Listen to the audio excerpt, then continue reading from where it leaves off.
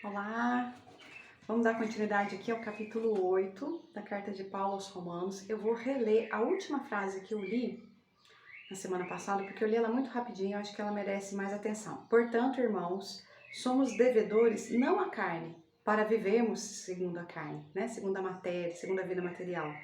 Pois, se viverdes segundo a carne, morrereis. Naquele sentido que a gente já falou aqui, A morte como a separação de Deus, O isolamento, digamos assim, sentido por nós, não que a gente realmente consiga se separar de Deus, não faz sentido.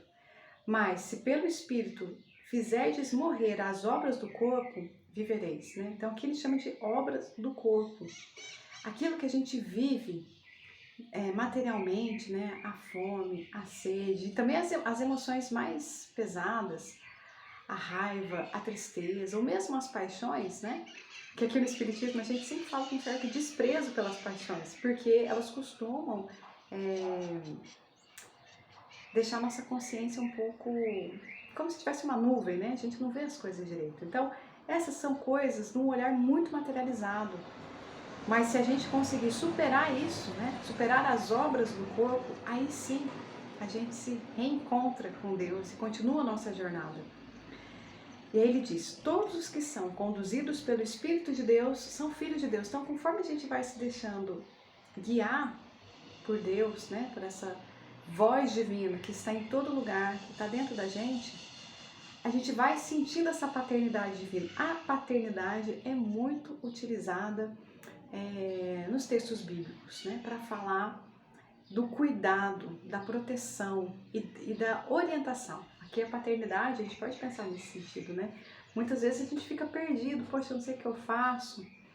Mas quando a gente tem, ali uma voz paternal que nos mostra a realidade, nos orienta e nos protege, nós sentimos, que temos um lugar, enfim, E isso em relação a Deus.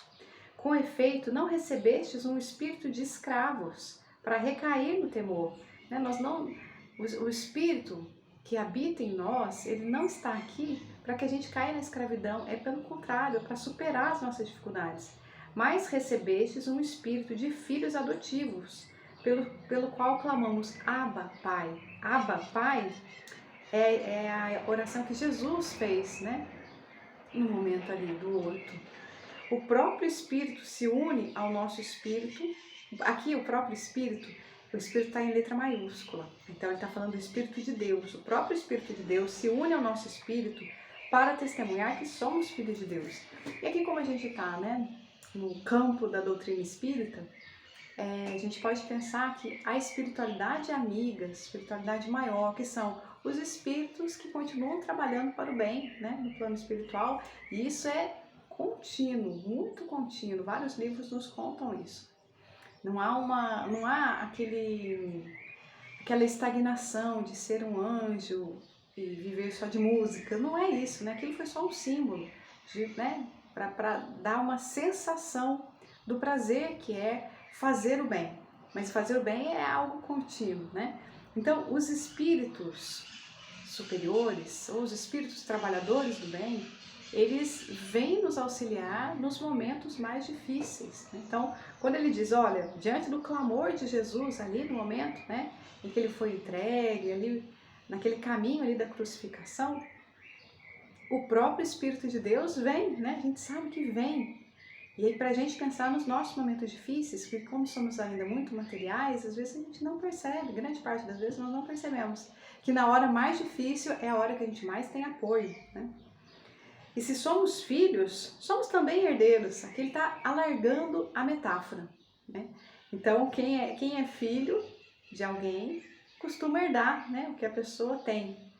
Herdeiros de Deus e co-herdeiros de Cristo, pois sofremos com Ele para também com Ele sermos glorificados. Então, o símbolo da paternidade já vem para trazer orientação e proteção.